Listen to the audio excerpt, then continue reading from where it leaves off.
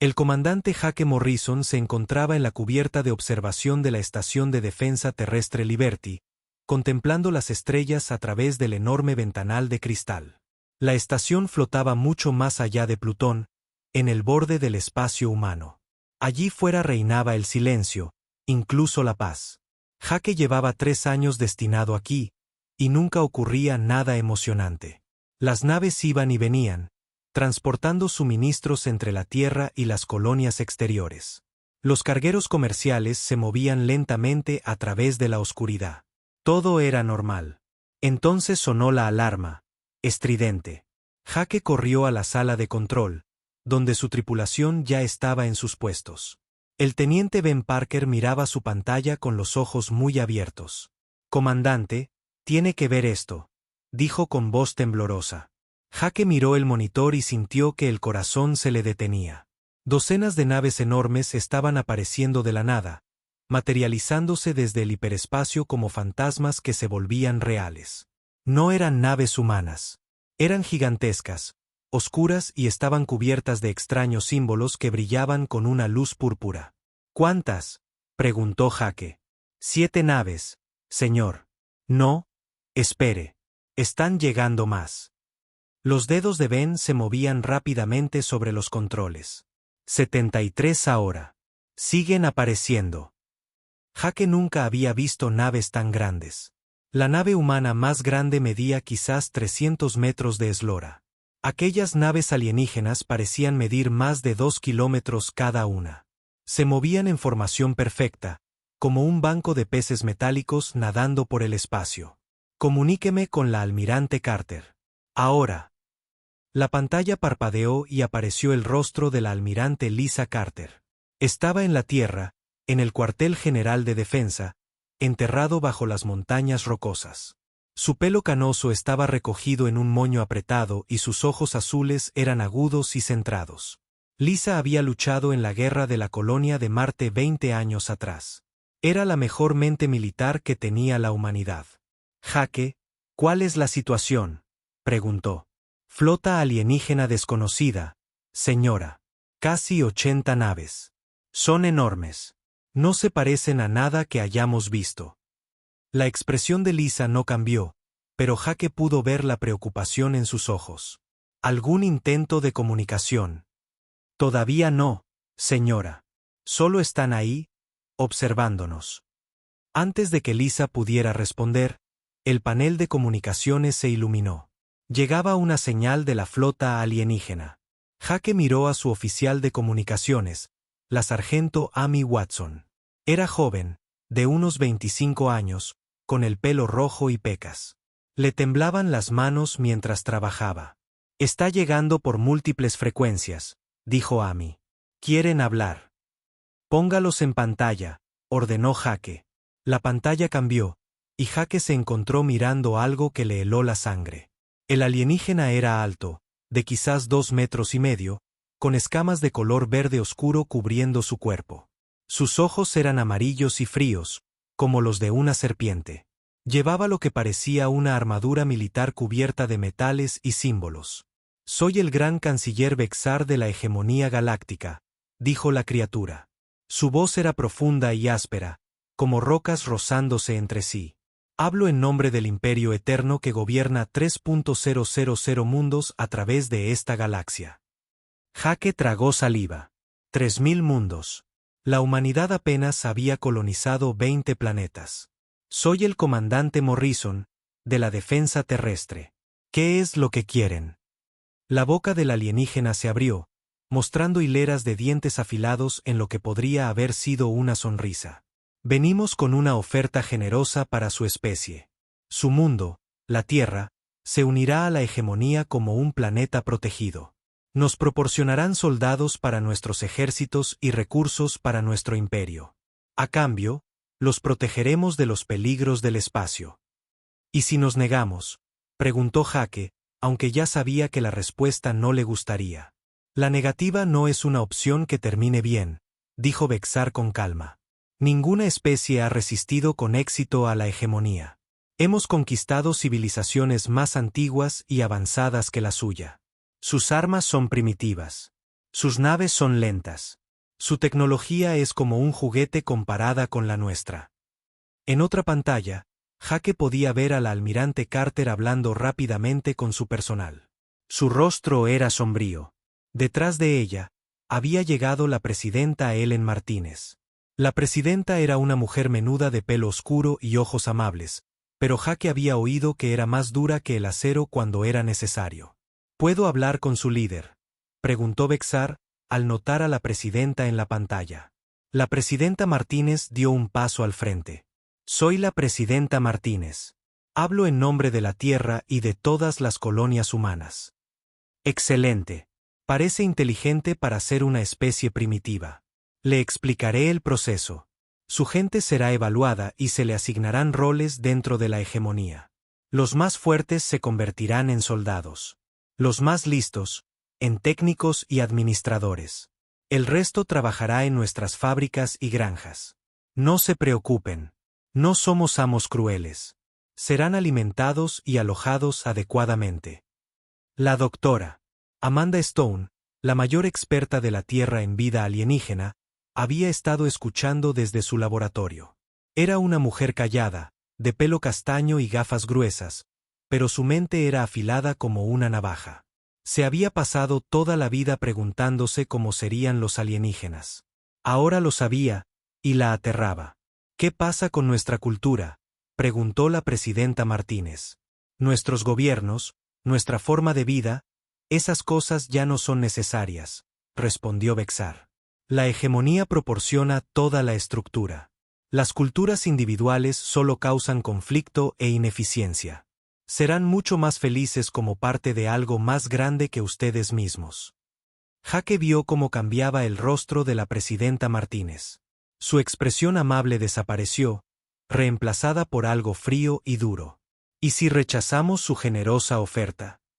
Entonces implementaremos los procedimientos de pacificación estándar. Su ejército será destruido. Sus líderes serán eliminados. Su población será reubicada en campos de trabajo donde podrá ser debidamente educada sobre su nuevo papel en la galaxia. Es más difícil para todos, pero el resultado final es el mismo. El alienígena hizo una pausa, estudiando los rostros humanos en su pantalla. Deberían entender que la resistencia es inútil. Llevamos más de 1000 años conquistando mundos. Hemos destruido especies que tenían armas que no pueden ni imaginar. Su planeta ha sido observado durante algún tiempo. Conocemos sus capacidades. Tienen armas nucleares, naves espaciales rudimentarias y escudos de energía básicos. Esas cosas ni siquiera se consideran armas reales según los estándares de la hegemonía. La presidenta Martínez miró directamente al líder alienígena. Gran canciller Bexar, tengo una respuesta para usted. Me complace que sea razonable. Nuestra respuesta es no. No nos uniremos a su imperio. No nos convertiremos en sus esclavos. La Tierra pertenece a la humanidad y así seguirá. La expresión del alienígena no cambió, pero sus ojos amarillos parecieron brillar con más intensidad. Estoy decepcionado, pero no sorprendido. Las especies primitivas a menudo toman decisiones emocionales en lugar de lógicas. Muy bien, tienen 30 días estándar para reconsiderarlo. Después de eso, la flota de integración llegará para comenzar los procedimientos de pacificación. Les sugiero que usen este tiempo para preparar a su gente para sus nuevas vidas. La pantalla se oscureció. Las naves alienígenas comenzaron a moverse, formando un perímetro defensivo alrededor del sistema solar exterior. No se iban. Estaban esperando. Jake miró la pantalla táctica. 87 naves de guerra alienígenas rodeaban ahora el espacio humano. Cada una probablemente podría destruir toda la flota de la Tierra por sí sola. Almirante, dijo Jake en voz baja. ¿Qué hacemos ahora? El rostro de Lisa Carter era de piedra. Ahora nos preparamos para la guerra. Habían pasado 21 días desde que los alienígenas dieron su ultimátum. La Tierra no se había quedado de brazos cruzados. Todas las bases militares del planeta trabajaban sin descanso. Las fábricas que antes hacían coches y ordenadores ahora construían armas y naves. Toda persona que podía sostener una herramienta estaba ayudando a prepararse para la guerra. El coronel Ben Parker estaba en la cubierta de observación de la base Armstrong, la fortaleza militar construida dentro de un cráter en la Luna. A través del cristal reforzado, podía ver la Tierra suspendida en el espacio como una canica azul y blanca. Parecía tan pacífica desde allí. Pero Ben sabía que en 9 días esa paz se haría añicos. «Coronel, la última de las minas cuánticas está en posición», informó la capitana Nicole Grant. Acababa de regresar de una peligrosa misión en su nave furtiva, el Wolverine. Nicole tenía 32 años, pelo negro y corto, y unos agudos ojos verdes. Era la mejor piloto de la flota terrestre, capaz de volar su pequeña nave a través de campos de asteroides sin ser detectada. Ben asintió. Las minas cuánticas eran el arma secreta de la Tierra, desarrolladas por los científicos más brillantes trabajando día y noche. Eran pequeños dispositivos que creaban desgarros en el espacio cuando explotaban. Los alienígenas nunca habían visto nada igual porque ninguna otra especie había estado lo suficientemente loca como para convertir en armas las fisuras dimensionales. «¿Cuántas hemos desplegado?», preguntó Ben. 347 minas esparcidas por todo el sistema exterior, respondió Nicole. El mayor Collins terminó el último despliegue hace 6 horas. El mayor Steve Collins estaba a cargo de la operación de colocación de minas. Era un hombre corpulento con barba pelirroja que solía trabajar en naves de minería de asteroides antes de que comenzara la guerra. Steve conocía cada roca y trozo de hielo del sistema solar exterior. Si alguien podía esconder minas donde los alienígenas no las esperaban, era Steve. En el centro de mando, en las profundidades de la base Armstrong, la almirante Lisa Carter estudiaba las pantallas tácticas con su personal. La flota alienígena había crecido en las últimas 3 semanas. Más naves seguían llegando a través del hiperespacio. Los sensores de largo alcance de la Tierra contaban ahora con más de 200 enormes naves de guerra rodeando el sistema solar. «No se arriesgan», dijo la doctora Amanda Stone, que había estado estudiando las formaciones alienígenas. «Esto es 3 veces el tamaño de su primera flota». Amanda se había pasado las últimas 3 semanas analizando cada dato que podían recopilar sobre los alienígenas. Descubrió que la hegemonía seguía patrones muy predecibles. Siempre usaban las mismas formaciones de ataque. Siempre enviaban los mismos tipos de naves. Habían conquistado tantos mundos usando los mismos métodos que nunca cambiaban sus tácticas. Esa podría ser su debilidad, le había dicho Amanda a la almirante. Están tan acostumbrados a ganar fácilmente que no saben cómo adaptarse cuando sucede algo inesperado. El panel de comunicaciones cobró vida de repente. Los alienígenas estaban contactando de nuevo con la Tierra. «Póngalos en pantalla», ordenó la almirante Carter. La pantalla se iluminó con la imagen de un alienígena diferente al de antes. Este era aún más grande que el gran canciller Bexar, con escamas más oscuras y más cicatrices cubriendo su armadura. Sus ojos amarillos ardían de ira. «Soy el comandante de flota Saktul», anunció el alienígena. «He venido a completar la integración de su mundo. Sus 30 días han terminado. Se rendirán inmediatamente o se enfrentarán a la destrucción total». La presidenta Martínez apareció en pantalla desde su búnker en Washington. Parecía cansada pero decidida. «Comandante Saktul, nuestra respuesta sigue siendo la misma. La Tierra no se rendirá». La boca del comandante alienígena se abrió en lo que pareció una risa. «Su valentía es admirable, pero estúpida. ¿Ve mi flota? 212 naves de guerra, cada una capaz de destruir su planeta entero. Su resistencia durará quizás 1 hora. Entonces será mejor que empiece», respondió la presidenta con calma. Los ojos de Saktul se entrecerraron. «Muy bien. Comiencen el ataque». La pantalla se oscureció. En todo el sistema solar, las sirenas de alarma comenzaron a sonar en cada nave y estación humana. El capitán Ryan Brooks estaba en el puente de la nave terrestre Defiance, la nave de guerra más avanzada de la humanidad. Seguía siendo diminuta en comparación con las naves alienígenas, pero era rápida y estaba equipada con todas las armas que la Tierra podía construir. Ryan tenía 40 años, pelo canoso y unos tranquilos ojos azules. Había comandado naves mercantes antes de la guerra. Pero ahora lideraba la principal flota de batalla de la humanidad. A todas las naves, aquí Brooks. Recuerden el plan. No intentamos ganar una pelea justa. Intentamos sobrevivir lo suficiente para hacerles daño. La flota alienígena comenzó a moverse hacia la Tierra. Sus naves eran enormes y lentas, pero estaban erizadas de armas que podían destruir ciudades enteras con un solo disparo. Se movían en formación perfecta, tal como habían conquistado miles de otros mundos. Pero mientras cruzaban el sistema solar exterior, algo inesperado sucedió. El ingeniero Tony Clark estaba destinado en Ceres, el asteroide más grande del cinturón, entre Marte y Júpiter. Tony había pasado las últimas 3 semanas modificando cargas de minería. Los explosivos utilizados para romper asteroides.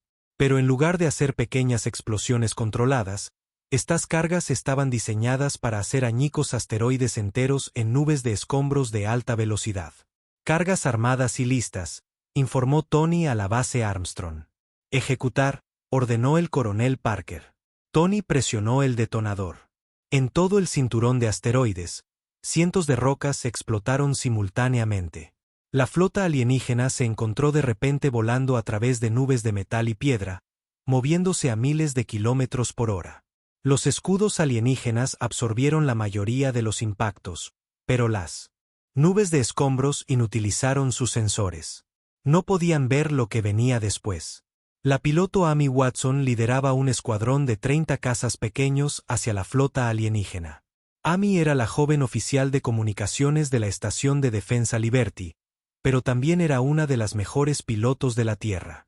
Su caza era más pequeño que las cápsulas de escape de los alienígenas, pero era rápido y estaba fuertemente armado. Escuadrón Dragón, sigan mi ejemplo, dijo Amy por su radio. Atáquenlos rápido y salgan. No intenten ser héroes. Los cazas humanos pululaban alrededor de las enormes naves alienígenas como insectos enfadados. Las armas principales de los alienígenas estaban diseñadas para luchar contra otras naves grandes. No podían rastrear objetivos tan pequeños y rápidos como los cazas humanos. El caza de Amy pasó zumbando junto al puente de una nave de guerra alienígena, disparando todo lo que tenía. Sus misiles atravesaron los escudos de la nave y explotaron contra el casco. El daño fue pequeño, pero era la primera vez en 1000 años que alguien hería una nave de guerra de la hegemonía. Más cazas atacaron desde diferentes direcciones. Los alienígenas intentaron responder, pero sus armas eran demasiado lentas y sus naves demasiado grandes. Era como intentar matar moscas a martillazos. Entonces, el comandante Morrison activó las minas cuánticas. El espacio alrededor de la flota alienígena se iluminó de repente con brillantes explosiones blancas. Pero no eran explosiones normales. Las minas cuánticas abrían agujeros en la propia realidad. Varias naves alienígenas quedaron atrapadas en las fisuras dimensionales y simplemente se desvanecieron, absorbidas por espacios que no existían. Por primera vez en la historia de su especie, la hegemonía estaba confundida. Su formación perfecta se rompió mientras los comandantes de las naves intentaban evitar los extraños ataques que no entendían. El comandante de flota Saktul miraba su pantalla táctica en estado de shock. Había perdido 15 naves en los primeros 10 minutos de batalla. Era imposible. Las especies primitivas no luchaban así. Retírense a una distancia mínima de seguridad, ordenó. Necesitamos analizar estas nuevas armas. Mientras la flota alienígena se retiraba, los vítores resonaron en cada nave y estación humana. Habían logrado lo imposible. Habían hecho huir a la poderosa hegemonía galáctica. Pero todos sabían que esto era solo el principio. Los alienígenas volverían, y la próxima vez estarían preparados. La flota alienígena se había retirado al borde del sistema solar, pero seguían allí, observando, esperando, aprendiendo. La doctora Amanda Stone sabía que no cometerían los mismos errores 2 veces. Amanda trabajaba en su laboratorio en Marte, rodeada de piezas de tecnología alienígena que los cazas humanos habían arrancado de las naves enemigas dañadas. Había estado estudiando los fragmentos durante semanas, tratando de entender cómo la hegemonía construyó su imperio. Creo que he encontrado algo importante, le dijo al almirante Carter a través del enlace de comunicación. El pelo castaño de Amanda estaba desordenado por las largas horas de trabajo y sus gafas estaban manchadas, pero sus ojos brillaban de emoción. ¿Qué has encontrado?, preguntó la almirante. Su debilidad no es su tecnología, es su forma de pensar. Mire estos diseños de naves. Amanda levantó un trozo de metal alienígena cubierto de circuitos. Todo está construido de la misma manera. Mismos materiales, mismos patrones, mismas soluciones para cada problema. Han estado usando los mismos diseños durante cientos de años. Amanda se acercó a su ordenador y abrió miles de archivos. He analizado sus patrones de ataque, sus movimientos de naves, incluso su forma de hablar. Todo sigue reglas. Reglas estrictas que nunca cambian. Se han acostumbrado tanto a ganar que han olvidado cómo pensar de forma diferente. La almirante Carter se inclinó hacia adelante. ¿Qué quieres decir? Quiero decir que son predecibles. Si podemos pensar en algo que nunca hayan visto antes, algo que rompa sus reglas, no sabrán cómo responder. En otra parte de la colonia de Marte, el general Paul Hughes se reunía con sus principales comandantes. Paul era un hombre alto, de pelo blanco y con cicatrices en las manos de la guerra de la colonia de Marte. Había estado pensando en la investigación de Amanda y le había dado una idea peligrosa. Vamos a llevarles la lucha a ellos, anunció Paul a la sala llena de oficiales. El capitán Ryan Brooks levantó la vista de su pantalla táctica. Señor, apenas sobrevivimos a su primer ataque. ¿Cómo podemos atacarlos nosotros? Porque no se lo esperan, respondió Paul. Todas las especies que han conquistado han esperado a que los alienígenas los atacaran. Nadie ha atacado primero el territorio de la hegemonía. El coronel Ben Parker estudió los mapas estelares en la pared. ¿Qué objetivos tiene en mente? 3 puestos de avanzada en sistemas cercanos. La doctora Stone encontró sus ubicaciones en los archivos de datos capturados. Una estación minera, un centro de comunicaciones y un astillero. No vamos a intentar destruirlos. Vamos a confundirlos. Paul se acercó al mapa estelar y señaló 3 puntos rojos. El capitán Brooks liderará la fuerza de ataque principal en el Defiance. El teniente Sam Rodríguez tomará la nave furtiva Ghost para misiones de infiltración. El objetivo no es ganar batallas. Es hacer que se pregunten qué estamos planeando. Sam Rodríguez tenía 28 años, piel oscura y manos ágiles. Había crecido reparando máquinas averiadas en las minas de asteroides. Ahora era uno de los mejores pilotos furtivos de la flota terrestre. Su nave, Ghost, era pequeña y silenciosa, casi invisible para la mayoría de los sensores. ¿De qué tipo de infiltración estamos hablando?, preguntó Sam. La doctora Stone sonrió. Del tipo que los volverá locos. Vamos a sabotear sus equipos de formas que no notarán de inmediato. Pequeños cambios que causarán grandes problemas más tarde. 3 días después, Sam Rodríguez guió al Ghost a través del hiperespacio hacia el primer objetivo. La estación minera llamada Kepler 7 estaba construida dentro de un gran asteroide. Producía los metales que la hegemonía usaba para construir sus naves. Las defensas de la estación eran fuertes contra ataques grandes, pero no estaban diseñadas para detener una sola nave pequeña. Sam deslizó el Ghost más allá de sus sensores como una sombra. Dentro del asteroide, la sargento Kelly Murphy y el cabo Matt Thompson trabajaron rápidamente para colocar sus dispositivos. Kelly era una mujer menuda de pelo rubio que se había formado como experta en informática antes de la guerra. Matt era un hombre corpulento de manos firmes que solía reparar equipos de minería. Reprogramación completa, susurró Kelly por su radio. Las máquinas de minería ahora producirán metal que parece perfecto, pero tiene defectos diminutos.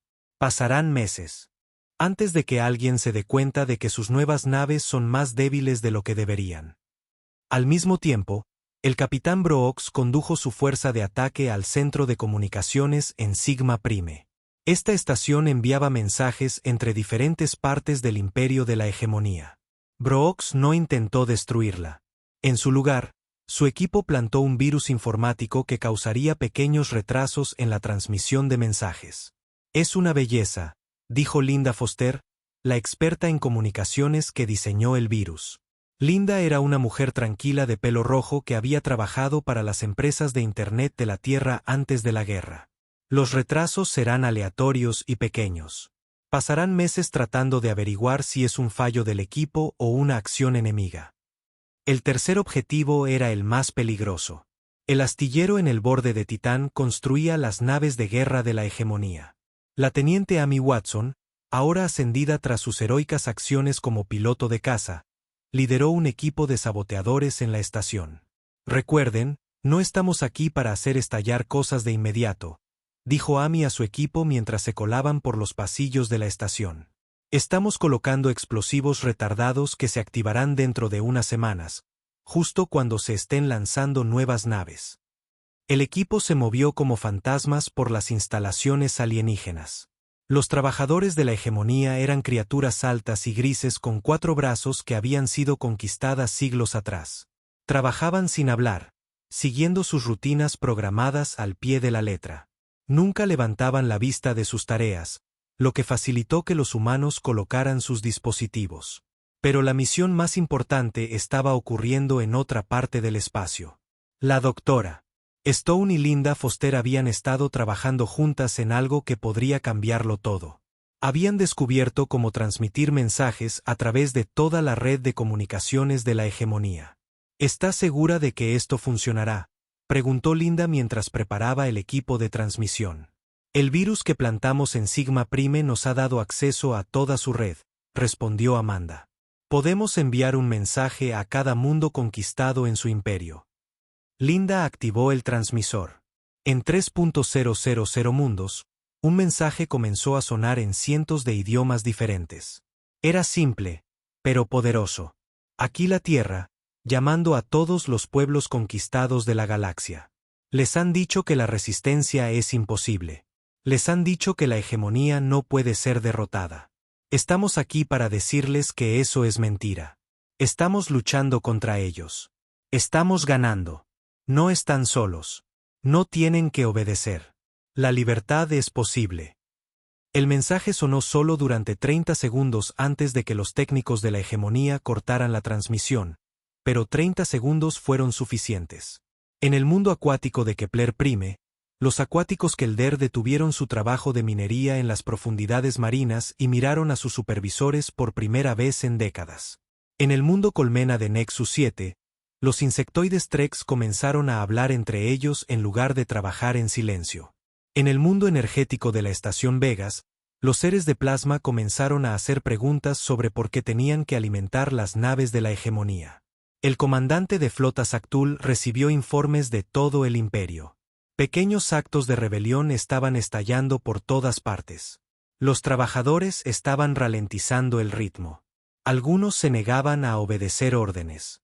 Unos pocos incluso estaban saboteando equipos. ¿Cómo es esto posible?, exigió. Estas especies han sido pacificadas durante siglos. Ni siquiera recuerdan lo que significa la libertad. Su segundo al mando, un veterano lleno de cicatrices llamado Krell-Jack, estudió los informes. Son los humanos, señor. De alguna manera han inspirado esperanza en todo el imperio. Los ojos amarillos de Saktul ardieron de rabia. Entonces aplastaremos esa esperanza. Envíen un mensaje al Alto Consejo. Quiero que envíen a la Tierra todas las naves de guerra disponibles. No solo conquistaremos este mundo. Lo destruiremos tan completamente que ninguna otra especie se atreverá a resistirse de nuevo. Pero incluso mientras daba la orden, Saktul sintió algo que nunca antes había experimentado. Por primera vez en su larga carrera militar, estaba preocupado. Estos humanos no luchaban como ningún enemigo al que se hubiera enfrentado. Eran impredecibles, creativos, y lo peor de todo, estaban dando a otras especies ideas peligrosas sobre la libertad. La guerra ya no se trataba solo de conquistar un pequeño mundo. Se trataba de la supervivencia de la propia hegemonía. Los informes que llegaban al Comando de Defensa de la Tierra eran a la vez emocionantes y aterradores. La almirante Lisa Carter estaba en la sala de guerra subterránea, observando pantallas que mostraban rebeliones estallando en 17 sistemas estelares diferentes. El mensaje que la doctora Stone y Linda Foster habían transmitido estaba funcionando mejor de lo que nadie esperaba. Los Kelder han detenido todas las operaciones mineras en las profundidades marinas en 4 mundos, informó el teniente Ben Parker, quien había sido ascendido tras su servicio en Armstrong. Los Treks abandonaron 3 sitios de construcción de naves colmena. Los seres de energía en Nexus Prime están interrumpiendo las redes eléctricas en todo su sector. Pero las buenas noticias tenían un precio. La nave de reconocimiento de la capitana Nicole Grant acababa de regresar del borde del sistema solar con información alarmante. Su rostro estaba pálido mientras entregaba su informe. La flota de respuesta de la hegemonía es masiva, dijo Nicole, con la voz temblando ligeramente. Más de 600 naves de guerra. Es 3 veces más grande que cualquier cosa que hayan enviado para conquistar un solo mundo. La almirante Carter sintió que el corazón se le encogía. Todo el ejército de la Tierra tenía quizás 200 naves, y la mayoría eran cargueros reconvertidos con armas atornilladas. Contra 600 naves de guerra de la hegemonía, la humanidad no tenía ninguna posibilidad en un combate directo. Hay más, continuó Nicole. No son las mismas naves contra las que luchamos antes. Nuestros espías en el sistema exterior informan que han sido modificadas. Nueva armadura, nuevas armas, nuevos escudos diseñados específicamente para contrarrestar nuestras tácticas. La doctora Amanda Stone levantó la vista de su terminal de ordenador. Había estado analizando los datos de la misión de reconocimiento de Nicole. Han aprendido de nuestros ataques anteriores. Las nuevas naves tienen sistemas de defensa anticaza y escudos de disrupción cuántica para detener nuestras minas dimensionales. La sala se quedó en silencio. Todos sabían lo que esto significaba. Las tácticas que habían salvado a la Tierra antes no volverían a funcionar.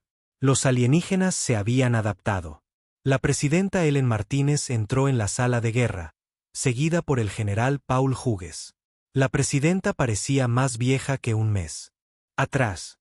El estrés de liderar a la humanidad a través de su primera guerra interestelar se notaba en su rostro. ¿Cuáles son nuestras opciones?, preguntó simplemente. El general Hughes extendió los mapas tácticos sobre la mesa central. Tenemos quizás 72 horas antes de que llegue su flota. Todas las naves disponibles se están preparando para la batalla, pero seguimos superados en número 3-1 por un enemigo con tecnología superior. ¿Así que nos rendimos?, preguntó alguien desde el fondo de la sala. No, dijo la almirante Carter con firmeza. Luchamos, pero luchamos con inteligencia. El comandante Jake Morrison había permanecido en silencio durante la reunión, pero ahora dio un paso al frente. Jake había sido ascendido a coordinador general de la flota tras su servicio en la estación de defensa Liberty. Su experiencia observando al enemigo le había dado una perspectiva que otros no tenían. He estado estudiando sus patrones de aproximación, dijo Jake. Vienen en la misma formación que siempre usan. 3 grupos de ataque, naves pesadas al frente, naves de apoyo detrás. Nunca cambian este patrón porque siempre les ha funcionado. El ingeniero Tony Clark, que había ayudado a ganar la primera batalla con sus cargas mineras de asteroides, estaba trabajando en algo nuevo en su taller en Ceres. Tony estaba rodeado de componentes que parecían pertenecer a una docena de máquinas diferentes. Si no podemos luchar contra ellos de nave a nave, tenemos que cambiar el campo de batalla, murmuró Tony para sí mismo mientras trabajaba. Su último proyecto era ambicioso, incluso para los estándares humanos. Estaba tratando de convertir el propio Sol en un arma. Los generadores de campo magnético solar están casi listos, informó a la almirante Carter a través del enlace de comunicación. Pero necesito más tiempo para probarlos. ¿Cuánto tiempo?, preguntó la almirante. Al menos una semana, quizás 2. Tienes 36 horas. Tony se secó el sudor de la frente. Entonces más vale que esto funcione al primer intento. Mientras tanto, el piloto Jack Turner y la ingeniera Kathy Lewis trabajaban juntos en la estación espacial que orbitaba Mercurio, el planeta más cercano al Sol. Jack era un piloto veterano con nervios de acero y reflejos rápidos. Kathy era una ingeniera brillante que entendía la física solar mejor que nadie en el sistema. El posicionamiento tiene que ser perfecto, explicó Katy mientras calibraba los satélites de la matriz solar. Si nos desviamos aunque sea unos pocos grados, la manipulación del campo magnético no funcionará. Jack asintió mientras programaba las trayectorias de vuelo de la flota humana. ¿Y si las naves de la hegemonía no están exactamente en las posiciones correctas cuando activemos la llamarada solar, solo les estaremos dando un espectáculo de luces? El plan era increíblemente peligroso. Ningún humano había intentado antes convertir una estrella en un arma. Las matemáticas eran complejas. La sincronización tenía que ser perfecta. Y si algo salía mal, toda la flota de la Tierra podría ser destruida por su propia arma. Pero era su única oportunidad. A medida que las horas pasaban, seguían llegando informes de toda la galaxia. Las rebeliones que el mensaje de la Tierra había inspirado se hacían más fuertes. En algunos mundos, las especies conquistadas habían dejado de trabajar por completo. En otros, luchaban activamente contra sus supervisores de la hegemonía. El imperio se está resquebrajando, le dijo la doctora Stone a la almirante. Pero también se están desesperando. Los informes de inteligencia sugieren que planean hacer un ejemplo de la Tierra. Una destrucción total para mostrar a otros mundos lo que sucede cuando te resistes. La flota de la hegemonía ya era visible para los sensores de largo alcance de la Tierra. 600 enormes naves de guerra moviéndose en formación perfecta hacia el sistema solar. El comandante de flota Saktul lideraba el ataque personalmente, decidido a poner fin a la rebelión de la humanidad de una vez por todas. Todas las naves civiles deben evacuar a las colonias exteriores inmediatamente, anunció la presidenta Martínez por el sistema de comunicación planetario. Solo el personal militar y los trabajadores esenciales permanecerán en el sistema solar interior. Pero la mayoría de los civiles se negaron a irse. Los capitanes de los cargueros se ofrecieron voluntarios para unirse a la flota de defensa. Los mineros de asteroides trajeron sus equipos industriales para ayudar a construir armas. Incluso los colonos de mundos lejanos enviaron las naves que pudieron. El capitán Ryan Brooks estaba en el puente del Defiance, que ahora servía como buque insignia de la flota combinada de la Tierra. A través de la pantalla, podía ver docenas de otras naves tomando posición a su alrededor. Naves de guerra, cargueros, naves mineras, incluso transatlánticos de pasajeros a los que se les había equipado con cualquier arma que se pudiera encontrar.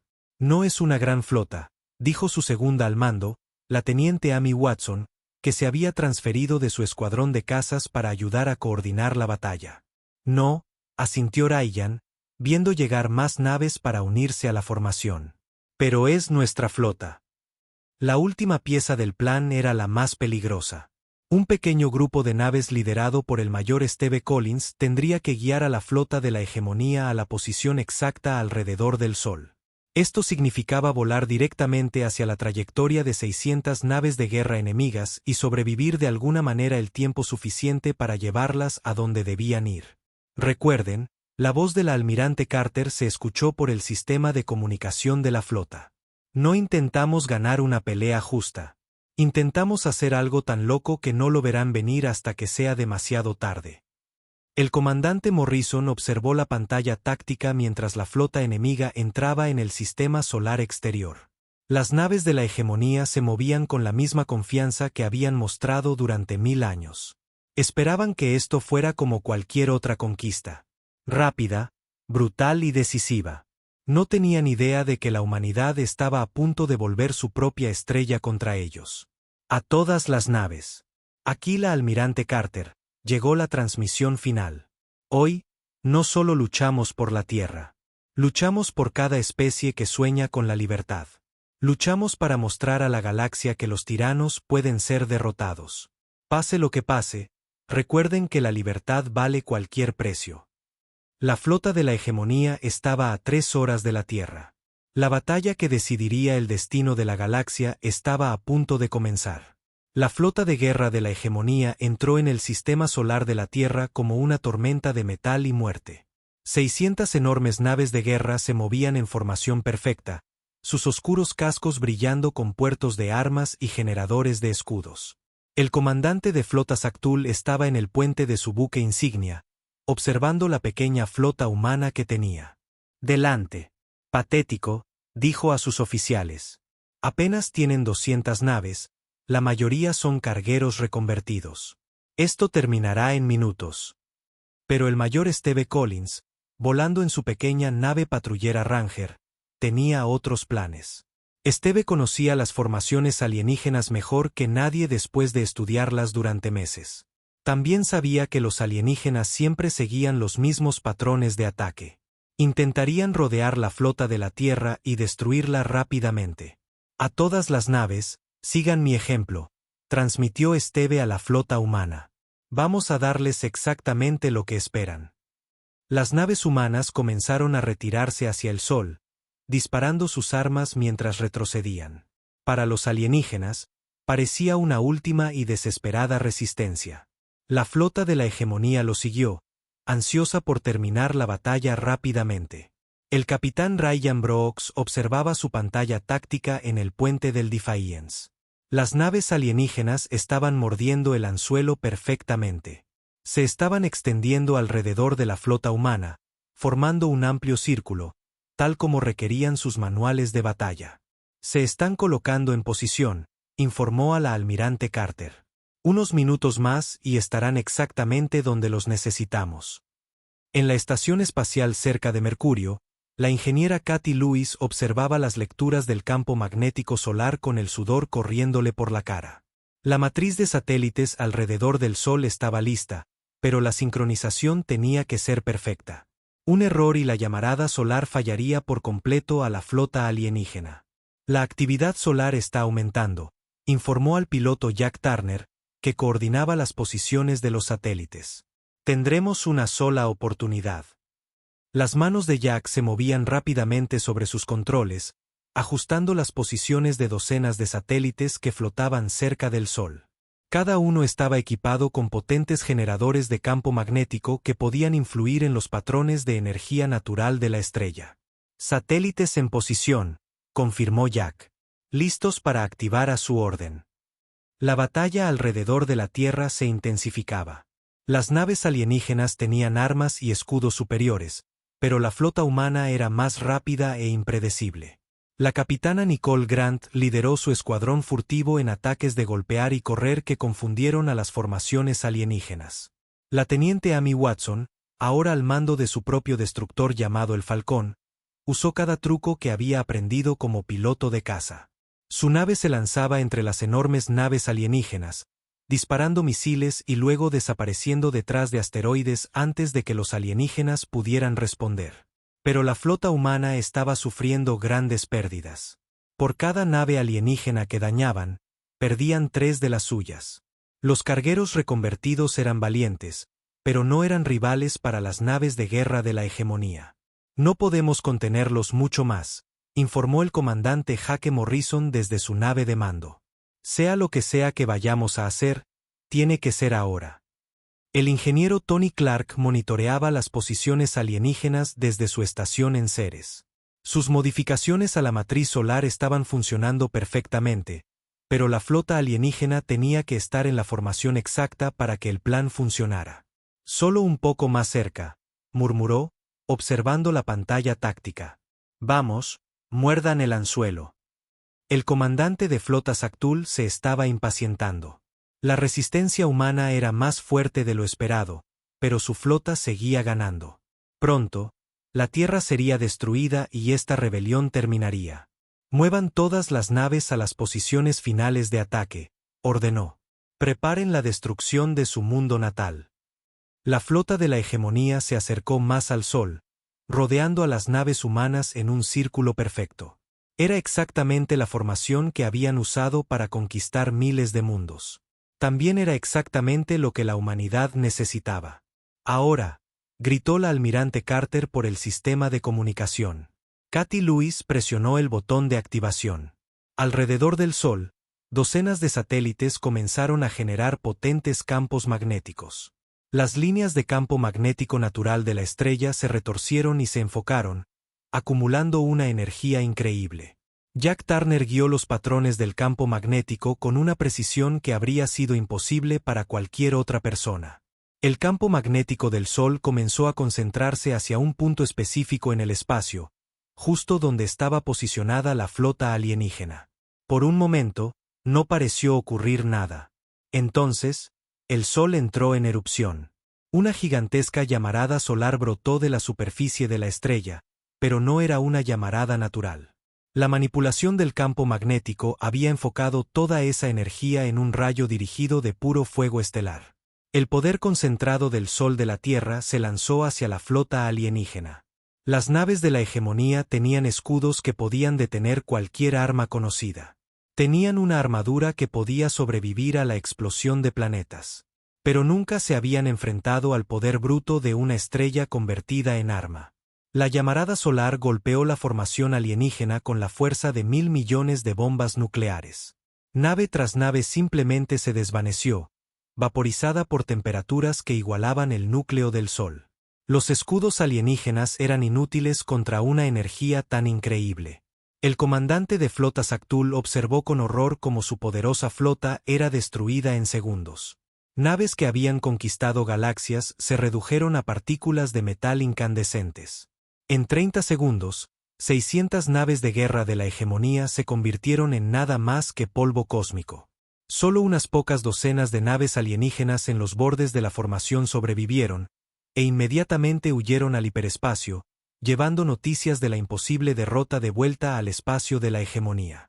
La flota humana flotaba en un silencio atónito, observando los restos de la armada alienígena pasar a la deriva. Habían hecho algo que ninguna otra especie en la historia galáctica había logrado jamás. Habían destruido por completo una flota de guerra de la hegemonía. ¿De verdad acabamos de hacer eso?, preguntó el capitán Brooks por el sistema de comunicación. Lo hicimos, respondió la almirante Carter, su voz llena de asombro. Realmente lo hicimos. Pero la victoria fue más grande que una sola batalla. En toda la galaxia, la noticia del triunfo de la Tierra se extendió más rápido de lo que la hegemonía pudo controlar. Mundo tras mundo, las especies conquistadas se levantaron contra sus opresores. El imperio que había gobernado durante 1000 años comenzó a colapsar en días. Los acuáticos Kelder tomaron el control de sus mundos oceánicos. Los insectoides Trex se apoderaron de sus naves colmena y las volvieron contra las fuerzas de la hegemonía. Los seres de energía de Nexus Prime cortaron la energía a sectores enteros del imperio. En un mes, la hegemonía galáctica había perdido la mitad de su territorio. Las fuerzas restantes de la hegemonía se retiraron a sus mundos centrales, ya no eran el poderoso imperio que había aterrorizado a la galaxia. 6 meses después de la batalla de Sol, la almirante Carter estaba en la cubierta de observación de la recién construida estación de defensa solar. A través de las ventanas reforzadas, podía ver las plataformas orbitales que ahora rodeaban el sistema solar de la Tierra. El comandante Morrison se unió a ella, con un informe de los sensores exteriores. Otra nave de la hegemonía acaba de pasar por el punto de control, dijo. Es la 15ª esta semana. Déjame adivinar, dijo Carter con una sonrisa. Están huyendo hacia el borde exterior, tratando de alejarse lo más posible de la Tierra. Exacto. Se someten a inspección, demuestran que no llevan armas y les permitimos pasar, como a cualquier otra nave de refugiados. El perímetro de defensa solar era la nueva política de la Tierra. Cualquier nave podía pasar por el espacio humano, pero solo si seguían reglas estrictas. Sin armas, sin amenazas y absolutamente ninguna interferencia con la Tierra o sus aliados. La doctora Amanda Stone entró en la cubierta de observación con una tableta llena de mensajes de toda la galaxia. Su rostro brillaba de emoción. Más comunicaciones de mundos liberados, informó. La República Kelder quiere establecer relaciones comerciales. El colectivo Libre Trex ofrece compartir su tecnología de construcción de naves. Incluso algunos antiguos mundos de la hegemonía están pidiendo ayuda para establecer gobiernos democráticos. La almirante Carter asintió. La Tierra se había convertido en algo que nunca esperó ser. No solo otro planeta en la galaxia, sino un símbolo de esperanza y libertad que inspiraba a civilizaciones enteras. ¿Alguna noticia de los mundos centrales de la hegemonía?, preguntó Carter. Siguen allí, pero ya no se están expandiendo, respondió Amanda.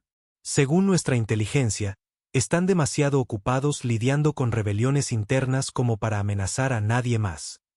El comandante Morrison miró las estrellas, pensando en cuánto había cambiado todo. ¿Sabe qué? La mejor parte es que no pueden volver aquí. La Tierra es el único lugar en la galaxia que la hegemonía no puede tocar. Y así es como va a seguir, dijo la almirante Carter con firmeza. A lo lejos, otra nave se acercaba al perímetro de defensa solar. Era una nave de la hegemonía que huía del caos que la humanidad había ayudado a crear. La nave se sometió a inspección, demostró que era inofensiva y se le permitió pasar. La Tierra había ganado más que una guerra. Había ganado el derecho a existir en libertad, y le había dado esa misma libertad a media galaxia. El mensaje era claro para cualquiera que pudiera amenazar el hogar de la humanidad. La Tierra estaba fuera de los límites, y los humanos lucharían para proteger no solo a sí mismos, sino a cualquiera que soñara con la libertad. La galaxia nunca volvería a ser la misma.